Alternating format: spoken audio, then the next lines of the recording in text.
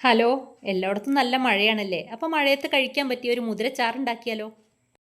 കുതിരയുടെ ഇഷ്ടപ്പെട്ട ഭക്ഷണമാണല്ലേ ഈ മുതിര. അതുകൊണ്ട് ഇതിന് മറ്റൊരു പേരും കൂടി ഉണ്ട്, കുതിരശാപ്പാട്. ശരീരത്തിന് നല്ല ഊർജ്ജം തരാനും ദഹനം മെച്ചപ്പെടുത്താനും ശരീരഭാരം നിയന്ത്രിക്കാനും ഒക്കെ മുതിര വളരെ നല്ലതാണേ.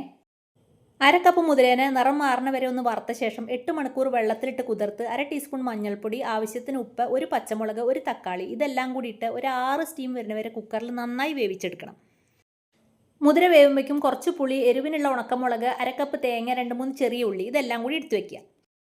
ചൂടോട് കൂടി തന്നെ മുതിരനെ നന്നായിട്ട് ഉടയ്ക്കുക. എന്നിട്ട് എടുത്തു വെച്ചാൽ പുളി പിഴിഞ്ഞ വെള്ളം ഒഴിച്ച് ഒന്ന് നന്നായി തിളപ്പിച്ചോളൂ. അത് തിളയ്ക്കുമ്പോഴേക്കും ചെറിയൊരു പണിയും കൂടി ഉണ്ടേ.